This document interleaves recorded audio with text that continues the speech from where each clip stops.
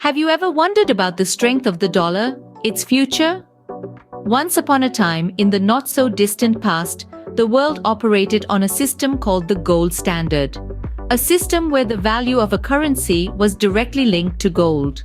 It was a time when money held an intrinsic value, tangible and real. It was a time when the economy was, in a sense, gilded. The gold standard was a beacon of stability, a safeguard against inflation. It was a system that allowed economies to grow without the risk of runaway inflation that we see in some modern economies. The gold standard was a system that didn't allow for the printing of money on a whim. It was a system that required discipline, a system that required restraint. But the gold standard was more than just a system of restraint. It was a system of trust, a system of faith. People knew that their money was as good as gold, literally.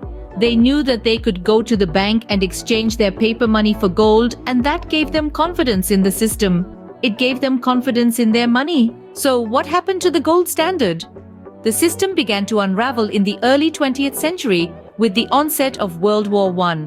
Countries needed to print more money to fund the war effort, and the gold standard was abandoned. The final nail in the coffin came in the 1930s with the Great Depression.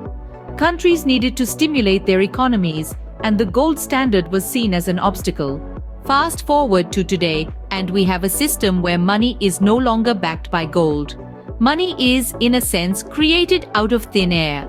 The dollar is not tied to anything tangible. It is simply a promise from the government that it is worth something. But what happens when the government prints too much money? What happens when the trust in that promise begins to wane? Could we see the downfall of the dollar? The gold standard, for all its flaws, was a system that provided stability and trust. Perhaps it's time to look back in order to move forward.